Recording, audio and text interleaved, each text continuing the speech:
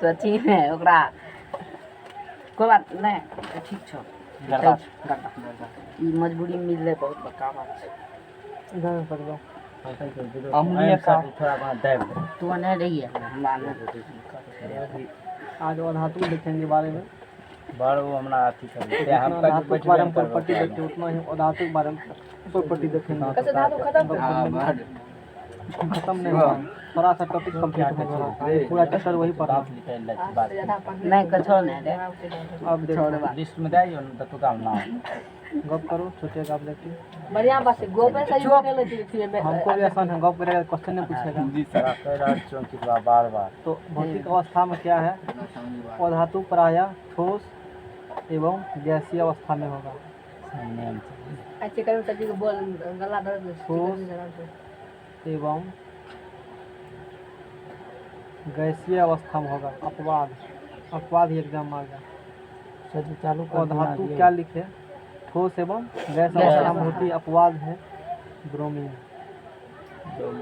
ये द्रव अवस्था में रहता है हां समझ में आ गया दूसरा है चमक लक्षण कर लिया कनेक्शन हो गया और धातुओं की सतह में कोई चमक नहीं धातु में चमक होती है हां अपवाद में सजी सर ये ठीक गुण में लिखल कर चमक धातु में जितना चमक नहीं धातु में जितना पढ़े थे उसका जस्ट विपरीत है और धातु हां बस अपवाद कुछ नहीं सर वही अपवाद बता रहे हैं और अभी लिखे चमक नहीं होती है अपवाद आयोडीन देखबे करते हो आयोडीन एंड ग्रेफाइट इसमें क्या होती है चमक होती है और जो अपवाद है केमिस्ट्री में एग्जाम वही आता है अरबज के ताकि तुम गलती करो 3 नंबर में प्रॉपर्टी हम लोग देखे थे अघात वर्धनीयता नंबर फिक्स है आघात वर्धनीयता और वर्धनीयता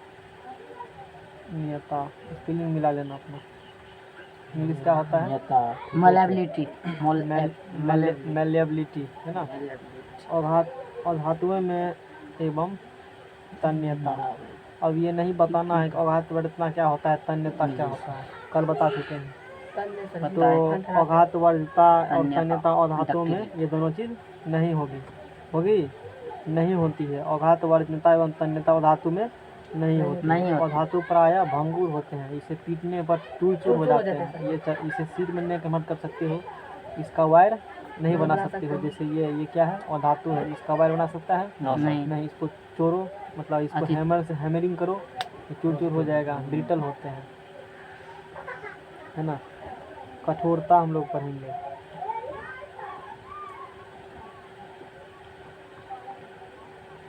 कठोरता के बारे में तो अधातुएं क्या होती है जी नरम होती है कठोर नहीं होती नरम होती इनमें कठोरता का गुण नहीं होती है कठोर नहीं होगा है ना अपवाद हीरा क्या होती है कठोर धातु हीरा और धातु ही है कार्बन का ही प्रूफ है 12 को कार्बन का प्रूफ होता है 2-3 हम लोग को जानना है ठीक है ना लास्ट चैप्टर में वही पढ़ेंगे ऑर्गेनिक केमिस्ट्री जो शुरू करेंगे तो ये अपवाद हो गया हीरा कंप्लीट हुआ चौकी सर ये अपवाद क्या होता है अपवाद नहीं समझा उल्टा नहीं सर उसके विपरीत में इसे अपवाद कहने का मतलब हुआ ये सब प्रॉपर्टी है ये धातु होते हुए भी इसमें ये गुण नहीं अधातु होते हुए आदमी कभी देखा है खून पीते हुए यस सर नहीं देखा अपवादन है वो कलंक है तो वही चीज़ है जो लक्षण जनरली जो होगा ना उसके जब विपरीत जो गुण होगा उसमें उसी का अपवाद कहते हैं अच्छा वो में चले तो अपवाद अभी बोले अधातु जितना धातु है सब का सब नरम होता है वो अपवाद है हीरा कठोर होता है जो धातु है और धातु है नोट अब ये भी जान लो हीरा संसार का कठोरतम पदार्थ है जान लो इससे कठोर कुछ नहीं होता है पत्थर को काटने के लिए हीरा से काटा जाता है हीरा का ब्लेड जहाँ पर तुम टाइल्स कुछ देखते हो घर में हाँ वो तो है टाइल्स जो बनता है ना हीरा का जो ब्लेड है पूरा हीरा का नहीं बना होता है उसके ब्लेड पर उसका तो ब्लेड होगा अलवाय का बना होगा मिक्स धातु का बताएंगे क्या होता है धातु उस पर हीरा का जिसे कहते हैं ना कोट वो चढ़ा होता है जिससे धार उसका टूटता नहीं है और पत्थर को काटने में इसका यूज किया जाता है हीरा संसार का कठोरतम पदार्थ है। हीरा संसार का कठोरतम पदार्थ है। इससे कठोर धरती पर है। अंतरिक्ष में कुछ भी हो सकता है, बहुत सारा ऐसा है उसके बारे में नहीं जानते हैं, तो नहीं जानते हैं, है ना। अब देखो 5 नंबर में उष्मीय चालकता तथा विद्युत चालकता। जिस प्रकार से पहले धातु का धातु आसान हो गया। ये पिछला क्लास बहुत इम्पोर्टेंट है आगे क्लास को समझने के लिए। वो पढ़ेगा तभी आगे समझ में आएगा। उष्मीय चालकता एवं विद्युत पदार्थ। हाँ, एगो चीज़ तो छोड़िए दी इम्पोर्टेंट। इसमें जो है ना सबसे इम्पोर्टेंट इसमें कोई बात है, यदि कल धातु के बारे में बताए थे, जो धातु होगा उसके लास्ट ऑर्बिट में लास्ट कक्षा में 1, 2 या 3 इलेक्ट्रॉन होगा। जान लो, जो धातु होता है ना उसके लास्ट ऑर्बिट में 5, 6 या 7 इलेक्ट्रॉन होते हैं। धातु में कितने इलेक्ट्रॉन होगा जी? 5, 6, 7। या तो किसी में 5 होगा लास्ट ऑर्बिट में, किसी में 6, किसी में 7। इसके बारे में आगे जानेंगे, हो सकता है कल से इस बारे में जानकारी देंगे। आज ऑब्जेक्टिव पॉइंट भी ध्यान रखना है। अब देखो, और धातु में बिजली का कुचालक होती है और धातु से करंट नहीं बहते हैं, इसीलिए बिजली के वायर पर हम लोग धातु है बना हुआ उससे करंट बहती है, उसे पीवीसी का लगा देते हैं या रबर लगा देते हैं, पॉलीविनाइल क्लोराइड। करंट उससे नहीं पास करेगा। तो अधातु है उसे करंट पास नहीं करती है। अपवाद है तो अधातु एवं तो हो गया बिजली के कुचालक होते हैं। बिजली के क्या होते हैं जी? कुचालक होते हैं। कुचालक। और उष्मा के भी कुचालक होते हैं ना। यदि वो धातु होता उष्मा का चालक होता तो हम लोग क्या करते हैं, लोहा का कोई बर्तन लेते हैं ना, खाना बनाते हो, डंटा किसका लगाते हैं? प्लास्टिक या कचरा का लगाते हैं, क्योंकि विद्युत के ये उष्मा का भी कुचालक है, विद्युत का भी कुचालक है। बिजली काम करते हो, पिलास सब जो है, जो भी तुम्हारा इंस्ट्रूमेंट है उसमें भी प्लास्टिक का लेयर चढ़ा हुआ है, कि कुचालक से करंट नहीं बहेगा, ना ही उष्मा फ्लो होगा। तो अधातु में ना ही करंट फ्लो होगा, ना ही बिजली का सुचालक होगा। दोनों बात रखना, मतलब हाँ, ना ही उसमें चालकता होगी उसमें, मतलब ना ही उसमें उष्मा पास करेगा, और ना ही विद्युत का चालकता होगा। समझ में आ गया ना। अपवाद है इसमें भी।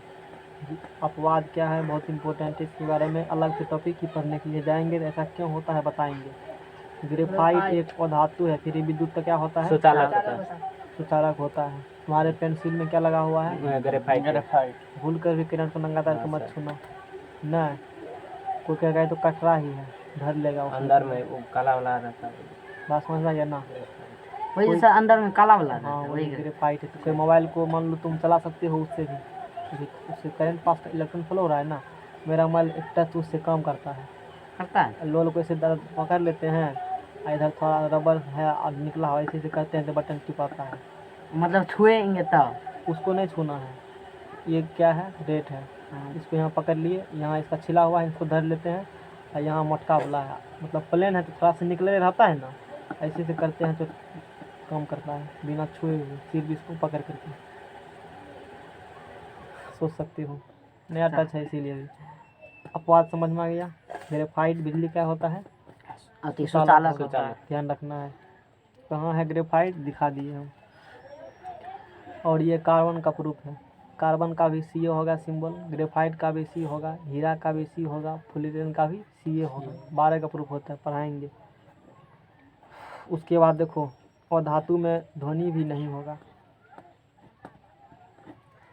ध्वनि कहने का मतलब होता है आवाज, ऐसे ऐसे ठोकर दो, नहीं आएगा ध्वनि। आएगा?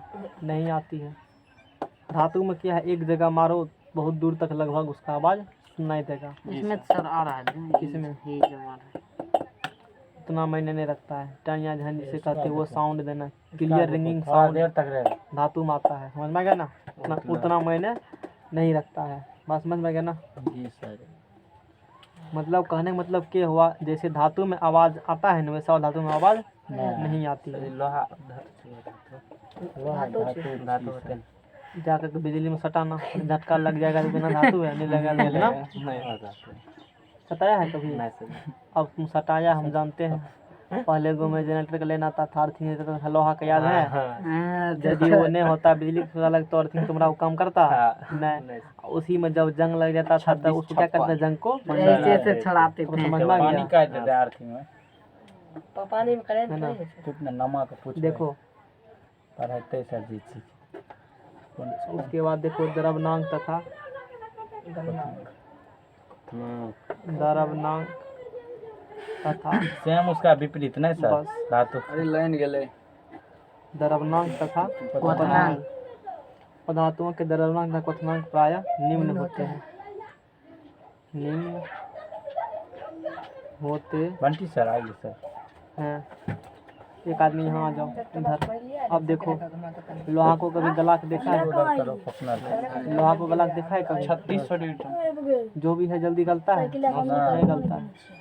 आग में तुम चूल्हा में डेली खाना बनाते हो बर्तन पर, एक तरह से लोहा एल्युमिनियम इस प्रकार कुछ धातु है ना, जल्दी गलता है? नो सर बैठ जा कभी क्या करना, पिलास को या प्लास्टिक के चक्कू जो होता है उसको घुसाना आग में, बरक जाएगा तुरंत। वो क्या है जी? वो धातु है, यानी कि इसका द्रवनांक क्वथनांक बहुत निम्न है। कम होगा, जल्दी है, मतलब लिक्विड फॉर्म में चला जाएगा, गल जाएगा इस प्रकार से। और धातु अब इतना नहीं है कि धूप में गल जाएगा, उतना भी नहीं है, मतलब धातु की अपेक्षा कम है। कम है। ये बात ध्यान रखना। अब देखो घनत्व तो देखो, लकड़ी और धातु होगा करंट नहीं पास करता है, इसीलिए तो कभी इस प्रकार का घटना हो तो उस चीज़ से छोड़ा जो क्या हो, सूखा हो। सूखा हो। ऐसा क्यों हो? यदि तीता रहेगा तब फ्री इलेक्ट्रॉन रहेगा उसमें। इलेक्ट्रॉन क्या रहेगा? फ्री रहे। चार्ज को ले जाने वाला पार्टिकल उसमें है। जी सर तब ना सर जी बैलेंस मारता है बात समझ में आ गया ना? हाथ तार तोड़ दे बैलेंस नहीं हुए ना तूफानिया सर जी एक बार लाठी लिए ट्रांसफर से कल का लाठी से ठोक देता। डेंसिटी के बारे में हम लोग बात करते हैं, घनत्व के बारे में, है ना? फिर देखे इसको और धातु के घनत्व प्रायः निम्न होते हैं। प्रायः एक दो अपवाद हो सकता है। प्रायः क्या होते हैं? धातु की डेंसिटी निम्न होते हैं। अब डेंसिटी मतलब क्या होता है, कोई बताएगा? तुम बताओ काम डेंसिटी होता मतलब। है देखिए सर, जो जितना मतलब डेंसिटी क्या है फिर सर जितना के सर इसका बोले हमको पता था, तुमको नहीं आती, इसलिए तुम्हें पहले पूछा। सर जिसका सही कम होता है सर। डेंसिटी जो जितना जगह छेड़ता चल है क्या है, हम नहीं समझते है, जो जगह जितना मतलब आई एम बिगिनर, घनत्व we sir will define density. Sir उसका वही ना होगा उसका जिसका मतलब घनत्व क्या घनत्व? हम घनत्व बुझबे नहीं करते हैं, तो फिर आगे किसे समझेंगे? घनत्व क्या है तुम पर का आया है, तुम बताओ। जितना जगह से पैर छींटा है किसका घनत्व है, सर। तक रखो, बताओ घनत्व। 8वां में है घनत्व पढ़ने के लिए, हैं?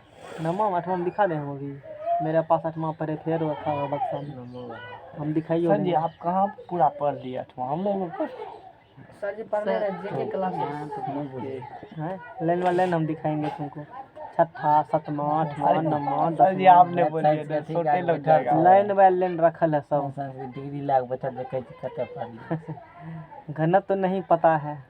घनत्व जतन सर जी यूट्यूब पर सुनते की खाते ठीक है ना, कहेगा नहीं पढ़ता है, उसको भी नहीं आता होगा।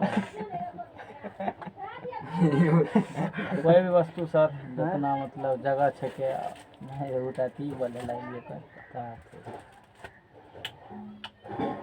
जाना तो देख सर जी जैसे कि बाल्टी में जितना पानी डालेंगे वही सर घनत्व। जी एक बार जब बोले कि ओ वॉल्यूम होगा उसका, वॉल्यूम का इतना तुम जानते हो फिर भी तुमको पता नहीं। बात सही थे तुम बताओ बंटी कुमार, कहेगा हमसे नहीं घनत्व पूछे तो हम क्या ही करने वाले थे, जी सर मौका नहीं देंगे। बता दो जो जानते हो, बताओ। नहीं जाने से रौनक याद नहीं था। याद नहीं है इसमें, या सही पढ़ने चाहिए आदत तो तुम याद लोग का लग गया है, याद नहीं किए हैं। ई कौन जवाब हुआ? हमको लाइन बाय लाइन नहीं चाहिए, हमको बता दो, समझा दो अपनी भाषा में, बात खत्म है। समझो घनत्व क्या है। बोलते खेत में 2 गो फसल छिटता है, एगो गेहूं एगो मक्का। ज्यादा घोंजा कौन छिटता है? गेहूं बड़ा सर जी। मक्का छीटा नहीं जाता है। अरे हम गेहूं बोले, एगो मक्का बोले थे, मूंग लो, मिस्टेक हो गया कहने में। वही तो एक ठो गेहूं लो, एक ठो मूंग लो। ज्यादा घोंजा कौन होता है? गेहूं हैं? गेहूं मूंग या तो मूंगे का करो कंपेरिजन मक्का से, तो ज्यादा घोंजा खेत में कौन बोते हो? मूंग हैं मूंग मूंग बोलते हैं। तो उसका डेंसिटी अधिक हो गया। जो जितना घौंजा उसका डेंसिटी उतना अधिक। डेंसिटी का मतलब होता है मॉलिक्यूल क्या हो, पास पास हो, बहुत नज़दीक हो, उसका डेंसिटी उतना अधिक। क्या है नहीं इसमें? कह रहे, इसका अब डेंसिटी समझ में आ गया?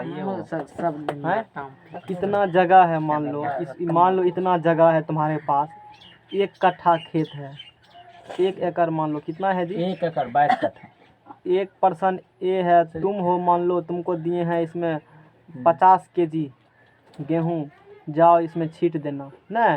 अब तुम्हारा दोस्त है मान लो बी, उसको बोले जाओ 100 केजी, तो ज़्यादा घौंजा किसका होगा? 100 केजी का। खेत तो फिक्स है, चीज़ बढ़ा, एक बंदे तो 50 बंदे तो 100 केजी, तो ज़्यादा मान लो 50 केजी वाला का ऐसा रहेगा कुछ समथिंग, मान लो सपोज दैट है, 100 केजी वाला को बोलेंगे, डबल। इससे क्या होगा जी? ओकरे चढ़ले हाँ, ज़्यादा घौंजा हो जाएगा। तो ज़्यादा जो जितना घौंजा उसका डेंसिटी उतना अधिक। अधिक। अब कभी नहीं कन्फ्यूजन होगा।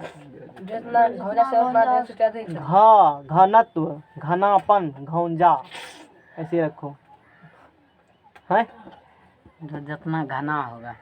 इसी से पता चल रहा है घनत्व, घना होगा, बहुत आरा घनघोर है, घनघोर जंगल में जा रहे हो मतलब बहुत अधिक घना है रे, ये डेंस एरिया है कहा जाता है। Danger area. नहीं, डेंस एरिया है कहा जाता है ना, बहुत घना एरिया है, डेंस अंधेरा है ऐसे कहा जाता है ना, बहुत डेंस है मतलब बहुत घना है, इसका मतलब ये हुआ। तो यहाँ पर हम लोग अब इसको समझेंगे फिजिक्स के संपर्क में। अब जैसे मान लो लोहा लिया है, लोहा को जल्दी टूटता है नहीं, काहे? वो सॉलिड रूप में काहे है, लिक्विड रूप में काहे है, और गैस के रूप में काहे है। जैसे यदि हम लोग जान लो, नमा तो पढ़ के आया है बहुत कुछ तुम लोग, इसलिए जानते हो सब बात ना, मास्टर साहब डिटेल में पढ़ाए थे। हमारा सब्जेक्ट ये टॉपिक नहीं है समझाने वाला, फिर ही बता रहे, जानबे नहीं करते हो।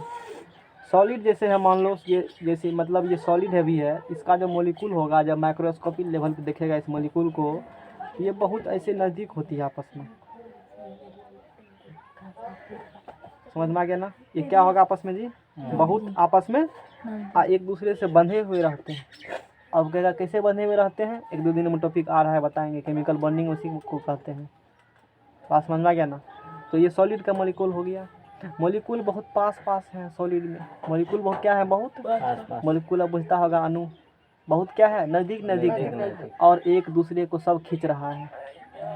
ई खींचेगा इसको, ई खींचेगा इसको, इस प्रकार से सब एक दूसरे क्या कर रहा है, खींच रहा है। तो यही खिंचाव के कारण एक शेप बन के आती है जिसे कहते हैं सॉलिड। ये हुआ सॉलिड का ओरिजिनल परिभाषा। वो तो ठकने वाला है, जगह छेकते हैं, ये करता है वो करता है, नमनचूस तुमको थमा दिया, समझ में आ गया ना? इस सॉलिड रूप में काहे हैं। अच्छा, अब यदि हम लोग लिक्विड के बारे में बात करें, इसके बारे में बात करें, यानी कि हम लोग द्रव के बारे में, इसके बारे में नहीं बात कर रहे हैं, इसके बारे में बात कर रहे हैं। तो लिक्विड में क्या होता है, लिक्विड का जो मॉलिक्यूल है ना, थोड़ा इससे दूर होती है, थोड़ा क्या होती है, इससे दूर होती है। मान लो ऐसे रहेगा कुछ, समझ में आ गया ना?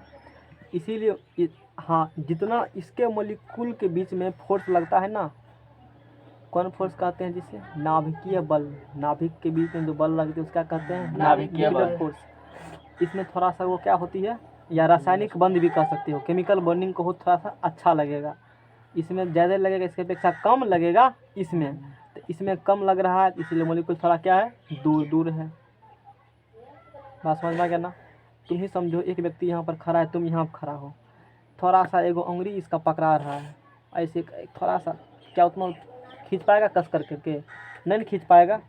यही लिक्विड में होगा, मॉलिक्यूल थोड़ा दूर है तो खिंचाव क्या होती है, थोड़ा सा कम होती है। और सॉलिड में क्या होगा, नज़दीक पूरा होगा, एकदम पूरा ऐसे खींच रहा है, क्या छूटेगा जल्दी, लगेगा सॉलिड है। मॉलिक्यूल फिसल उसल नहीं चाहेगा, एक शेप बना कर रखती है, लेकिन लिक्विड में ऐसा कुछ नहीं है। लिक्विड में थोड़ा सा मॉलिक्यूल दूर है, एक दूसरे के ऊपर फिसल ही हो जाता है, इसलिए लिक्विड में एक दूसरे को ले जा सकते हैं, नीचे में फेंक देगा तो मतलब मॉलिक्यूल ऊपर नीचे टेबल करती है, इसी कारण क्योंकि उसमें थोड़ा सा रासायनिक बंध उसका है, कमज़ोर होता है, इसी रीजन से लिक्विड में है। तो इसमें मॉलिक्यूल पास ऐसे मॉलिक्यूल थोड़ा दूर है। और गैस में क्या है, बहुत दूर है। गैस में क्या है, बहुत दूर है। यदि हम लोग गैस के बारे में बात करें, एक यहाँ है, इस प्रकार से समथिंग है, इसीलिए गैस रैंडमली किसी भी डायरेक्शन में गति कर सकती है। गैस को छोड़ दो तो किधर दो तो भागने लगेगा सब तुरंत, क्योंकि मॉलिक्यूल क्या है, दूर दूर है, बहुत दूर दूर है। अब उल्टा चलो, अब मॉलिक्यूल दूर दूर है ना, बहुत कंप्रेस करो प्रेशर के थ्रू। किसके थ्रू जी? दाब करके प्रेशर के थ्रू। प्रेशर के थ्रू तो मॉलिक्यूल क्या आएगा, थोड़ा सा पास आएगा, इतना पास आएगा जितना लिक्विड होता है ना, तब गैस कन्वर्ट हो जाएगा द्रव लिक्विड में। जैसे एचपी सिलेंडर में भरा है। बात समझ में आ गया ना। अब इसको भी कंप्रेस करेंगे बहुत, हम लोग क्या करेंगे, कंप्रेस कर करके लिक्विड को बदल सकते हैं सॉलिड में। जी सर, सब बदला जा सकता है। फिर अब सॉलिड को गर्म करो, हीट दो, एनर्जी दो। हीट देंगे, एनर्जी देंगे ना, तो टका आ जाता है, तो क्या उछलने लगता है ना। एनर्जी देंगे ना इसको, जितना एनर्जी पहले है उसके पास और अधिक हीट दे रहे हो तो मतलब एनर्जी दे रहे हो, मॉलिक्यूल क्या होगा, दूर भागेगा। दूर भागेगा पहले क्या बनेगा, लिक्विड। और हीट देगा तो तब क्या बन जाएगा, ये है मटेरियल का ट्रांसफॉर्मेशन। ये तो 9th में ही है पढ़ने के लिए न है। तो डेंसिटी की यदि हम बात करेंगे तो यहाँ जैसे सॉलिड है, ठोस है, इसका डेंसिटी मॉलिक्यूल जितना पास होगा तो उसका डेंसिटी उतना अधिक होगा, उससे थोड़ा सा कम इसका, सबसे कम गैस का। अब कभी डेंसिटी लाइफ में नहीं भूलेगा। चलो अब आगे बात करते हैं। जैसे डेंसिटी यहाँ पर है, पदार्थों की घनत्व प्रायः निम्न होते हैं, कम होगा डेंसिटी। क्या होगा, डेंसिटी कम होगा। ये चीज़ ध्यान रखना है। अब देखो तुम जो पूछा था वो आया है। हम लोग कल धातु के बारे में पढ़े थे, यहाँ देख लेते हैं। कल जो धातु के बारे में पढ़े थे, जैसे बोले थे एम क्या है, एक मेटल कोई है। मेटल है। तो धातु है तो 1 इलेक्ट्रॉन त्याग करेगा या 2 इलेक्ट्रॉन। कल कौन नहीं आया था, ये नहीं आया था, उसको आधे समझ में आएगा। कल धातु है तो कोई 1 इलेक्ट्रॉन त्याग करेगा, कोई कम से कम यूट्यूब पर भी देख, यूट्यूब तो खैर डाले नहीं, टाइम नहीं मिला। तो 1 इलेक्ट्रॉन त्याग करना चाहिए, करता है या 2 या 3 करेगा। तो मान लो इसने 2 इलेक्ट्रॉन त्याग किया तो +2 दिखा दिए। क्या दिखा दिए, +2 दिखा दिए। तो 2 इलेक्ट्रॉन जो निकला वो दिखा दिए यहाँ पर। गौ में कोई दान करता तो नहीं लाग कहता हमने दान किया है, ये छोड़ा तो दिखा दिया हमने छोड़ा है। इतना बात समझ में आ गया।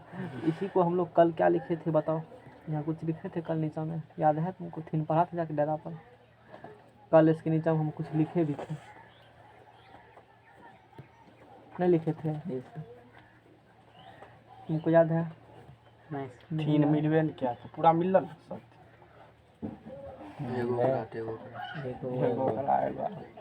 उसको सर हमको 2 थे वाला ये सब बताओ, हमको तो याद नहीं है, तुम बताओ।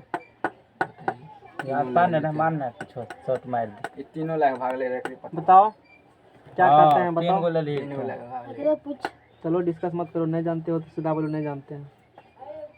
किसी को याद नहीं है? मन घुमात रहे छै। नहीं जाने सर जी कंसेप्ट से बोल दे, नहीं बोले सर जी ने कहा तो नहीं रहती, नहीं चल खोद के निकाल दो। तू 3 गो ले ली। इसको कल हमने कैटायन कहा था। हाँ कैटायन। और ये इलेक्ट्रॉन त्यागा है ना, इसे बोलेंगे विद्युत धनात्मक आयन बना है। कौन आयन बना है? विद्युत धनात्मक। प्लस है तो क्या बोलेंगे, विद्युत धनात्मक आयन। विद्युत, सर इंग्लिश धन आयन कैटायन वही ना है। हाँ इसी को विद्युत धनात्मक आयन को ही धनायन शॉर्टकट में कहा जाता है। विद्युत धनात्मक आयन या धनायन इसी को कहते हैं, इंग्लिश में इलेक्ट्रोपॉजिटिव आयन। इसी में है ना। अब हम लोग देखेंगे 5 3 8 9 विद्युत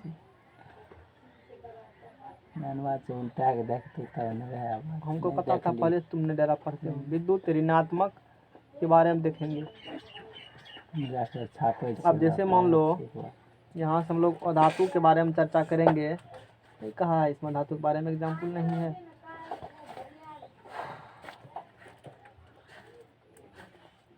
है ना। अब देखो जैसे एक भी नहीं है धातु के बारे में, बड़ा गजब किताब है जी। हाँ बड़ा उसमें ठीक है। हाँ मान लो जैसे क्लोरीन है, क्लोरीन है ना, 1 इलेक्ट्रॉन क्लोरीन को दे दिए, लिया है ना, कर्जा में दिखाएंगे इलेक्ट्रॉन पर कौन चार्ज, प्लस की तुम बताएगा, प्लस की माइनस क्या लिया है? इलेक्ट्रॉन पर चार्ज। कौन माइनस चार्ज हो। माइनस चार्ज नहीं है, लाइन क्या, माइनस चार्ज हो। लाइन नहीं है। 9 सर अथी ठीक है। प्रोटॉन पर तो प्लस 1 इलेक्ट्रॉन लिया है ना, इसको दिखा देंगे Cl माइनस, ऐसे दिखाया जाता है। ऋणात्मक है तो बोलेंगे दिस इज विद्युत ऋणात्मक आयन, और इंग्लिश में इसको बोलेंगे कैटायन, इसको बोलेंगे एनायन। क्या बोलेंगे इसको हम? एनायन। एनायन इसका ऋण आयन होता है। है। हिंदी नहीं ना है। लिखा तो है, नारायण इसी को ऋणायन कहा जाता है। ऋणायन, इस टॉपिक को एक बार डिस्कस हो गया, जब आयन पढ़ाए थे ना वहाँ भी बताए नहीं थे, बताए थे, बताया हुआ है हमको बतायन याद है। बताए थे लेकिन ये नहीं बताए। वहाँ इंग्लिश में पढ़ाए थे लेकिन धनायन ऋणायन अरे बताए हाँ थे। वो तो पता। अगर ऐसे बताते हैं ना कौन चार्ज है तब बताते तब हैं। जैसा कि वही क्या लिखे इतना याद नहीं था, क्या लिखे। और दूसरा क्या लिखाएगा उसमें? नहीं नहीं इलेक्ट्रोनेगेटिव इंग्लिश में कह सकते हो इसको। कहते रहना है इंग्लिश में क्या कह सकते हो? नेगेटिव। Electro negative. लाओ पेज लाओ। लगा है भाई। ला वाईफाई जैसे अभी पढ़े कि अधातु प्रायः विद्युत ऋणात्मक होती है, अपवाद में है हाइड्रोजन जो कि विद्युत धनात्मक होता है। आगे पता चलेगा। विद्युत जी सर, हाइड्रोजन तय ये करते हैं। अपवाद, किरांकित हाइड्रोजन विद्युत धनात्मक इलेक्ट्रॉन त्याग करके आयन बनता है प्लस में, इसीलिए HCl बना था। हाइड्रोजन पॉजिटिव है, HCl नेगेटिव है, HCl बन गया। अब जो ये चक्कर हम लोग 2 चैप्टर से देख रहे हैं कौन सा प्लस माइनस, वो समय आ रहा है बहुत नज़दीक, नहीं जी सर, समय नज़दीक आ रहा है। घेरा वाला सर जी, घेरा वाला। अब देखेंगे इतना पढ़ने के बाद धातु अधातु में हम लोग क्या देखेंगे? अंतर देखेंगे। हम पहले बोल पढ़ से लिए यहाँ ना, से पढ़ेंगे। ठीक है, इसी से बोल गएगा ना, नहीं और सर, नहीं मिलेगा पॉइंट इससे तब। ये सब पंखा चले लगे। पंखा चले लगले। विंड प्रेशर है। चलो पता है इसको। रास्ता में लगे चल पंखे। अरे मोरा का है उसको। धातु अधातु में अंतर। धातु ये ठोस होते हैं धातु शरीर। दिया पड़ता है। क्या करें? लाना इसीलिए मोरा धातु ठोस नहीं होते हैं। पढ़ा रहा थे बकलेल तरह। में अंतर है ना। इधर लिखो धातु और इधर लिखो धातु और मेटल ना धातु। Metal non metal. अब देखो जैसे इसमें पहला एग्जाम्पल है, पानी हटाओ यहाँ से, बदल हटाओ, हटाना उधर रखो। धातु व धातु में जो पहला है भौतिक अवस्था, पहले बात करेंगे हम लोग भौतिक गुणों के आधार पर। पहला अंतर जो बात कर रहे हैं भौतिक और केमिकल क्या है, कल बता दिए थे, नहीं बताए थे क्यों? हैं? कौन चीज सर? भौतिक और रासायनिक। भौतिक रासायनिक गुण नहीं बताए। बायोलॉजी भौतिक के भौतिक गुणों के बायोलॉजी आधार पर। धातु व धातु में अंतर भौतिक गुणों के आधार पर। ये धातु है और यह धातु है, तो पहला वही देख लो भौतिक अवस्था के आधार पर। तो ये क्या होगा, ये प्रायः ठोस होती है। ये प्रायः 1 नंबर, ये प्रायः क्या होगा जी? ठोस है। अपवाद, अपवाद क्या है जी? पारा, कल बताए भी थे। पारा क्या होती है? द्रव में गल जाएगा। द्रव में रहता कमरे गल जाता नहीं है, लिक्विड में अवस्था में ही रहता है वो, है ना, लिक्विड स्टेट में ही रहेगा। कमरे और इसके बारे में बोले थे, अब सिंबल हम यूज करेंगे, है ना। ये सॉलिड भी होगा, गैस भी होती है, दोनों होगा, ठोस या गैस होती है। अपवाद, ब्रोमीन अभी परीक्षा जी। अपवाद में क्या है जी? ब्रोमीन है। बहुत सारा फैक्ट्स तो लिखबो नहीं करेंगे, जो इम्पोर्टेंट है वो लिखेंगे। अब देखो इसमें बंद कर दो, तुरंत बताएंगे। ये चमकदार होती है, ये चमकदार नहीं होती। अब ये पढ़े हैं। अपवाद इसमें है ग्रेफाइट और आयोडीन, है ना। उसके बाद ये आघातवर्धनीय एवं कहानी होते हैं। ये नहीं होती है, ये भंगुर होती है। ये उष्मा और विद्युत का सुचालक होता है। अपवाद इसमें है शीशा, शीशा नहीं होता है विद्युत का सुचालक, होता है नहीं होता है ना, होता है तो शीशा का बल्ब लगाते हैं करंट का मारता है। लोहा हो सर। बस में शीशा विद्युत चालक नहीं हो, अपवाद हो गया है। तो ये इम्पोर्टेंट फैक्ट्स है। विद्युत के सुचालक होगा, इलेक्ट्रिक करंट के सुचालक होगा। अपवाद में क्या है जी? इलेक्ट्रिक। अपवाद में है लेड है, टीवी है। ये सुचालक होगा, ये क्या होगा? विद्युत का कुचालक होगा। अपवाद इसमें क्या है? ग्रेफाइट, जो कि विद्युत का सुचालक होता है। चलो इसी डिस्कस कर देते हैं। उसके बाद देखो धातु में ठोस होती है, अपवाद क्या है? पारा। और धातु में ठोस एवं गैस, नहीं होते। अपवाद ब्रोमीन। धातु में गलनांक उच्च एवं निम्न होती हाई होते हैं, अधिक होते हैं दोनों, मेल्टिंग पॉइंट बॉइलिंग पॉइंट, और धातु के कम होते हैं। अब यहाँ से हम फिजिकल तो कल पढ़ा दिए थे, इसलिए समझा के निकल गए। अब यहाँ से बताएंगे केमिकल के बारे में। बात समझ में गया ना? और कठोरता के आधार पर हम लोग बात करेंगे। कठोरता के आधार पर बात करेंगे तो कठोरता के आधार पर धातु पराया क्या होते हैं? कठोर होते हैं। अपवाद है सोडियम, पोटासियम और मरकरी, ये कठोर नहीं नहीं होते, जानवे करते हो। और धातु पराया नरम होती है। अपवाद में हीरा देखिए कठोर होती है। कठोर कठोर बहुत होते हैं hard। सारा चीज़ देख लिए हम लोग। लाइट से खत्म हो हाँ, वाला। तो ये विद्युत ऋणात्मक होते हैं। असली टॉपिक तो अब आएगा, तो ओल झोल हम लोग 2 दिन से देख रहे हाँ थे। वही अब यहाँ से आएगा। विन्यास है सब चलते। इलेक्ट्रॉनिक नमक क्या पढ़ा उसमें टेस्ट होगा। तो वही है, ये विद्युत धनात्मक होती है, विद्युत ऋणात्मक होते हैं। इसे कैटायन, इसे एनायन। चलो ये चीज़ खत्म हुआ। आगे सारी अब रासायनिक गुण धर्म का आधार पर हम लोग बात करेंगे। धातु आधातु खत्म हो गया हैं? अंतर लिख अथी यार क्या अभी 4-5 दिन चलेगा धातु। वो बात नहीं सर, धातु ये अथी टॉपिक खत्म हो गया। धातुएं पढ़ना है 4 दिन तक, ओ। 5 दिन तक। चैप्टर एक नाम है तो पूरा चैप्टर यहीं पढ़ना है, इसी के बारे में जानेंगे। वह में आवे छे वो नहीं सारा सर। सा ठीक करके रखो। धातु अब पढ़ेंगे इसके रासायनिक गुण। अब हम लोग रखो इसको, रासायनिक गुण किसका पढ़ेंगे? रासायनिक गुण धातु का इधर है धातु, इधर है और धातु। और धातु। बस कहेगा, लिखा नहीं, खाली समझा के चल गया, लिखना बाद में अपने। अब देखो पहला है, तुम पढ़े हो, धातु विद्युत धनात्मक होती है। वो इलेक्ट्रॉन क्या करेगी? त्याग करेंगे। जैसे ये केमिकल प्रॉपर्टी। इसीलिए वो त्याग करने के बाद क्या बन जाएगा? Na+ बन जाएगा, Mg2+ बन जाएगा, ETC। और धातु ये विद्युत ऋणात्मक होते हैं, सॉरी विद्युत धनात्मक। होते हैं। हाँ और ये क्या होते हैं? विद्युत ऋणात्मक। ऋणात्मक जैसे हम लोग बोले तो O-2 S-2 Cl- है ना, माइनस ऋणात्मक हो गया। उसके बाद देखो तुम पढ़े हो धातु जो होता है 1 नंबर में देखे, 2 नंबर में देखे, धातु ऑक्सीजन के साथ, किसके साथ? ऑक्सीजन के साथ। धातु है, ऑक्सीजन के साथ रिएक्शन करेगा और बना देगा मैग्नीशियम ऑक्साइड। 2 इसको बताना ही बेकार है ना, लिखते जाएंगे खाली।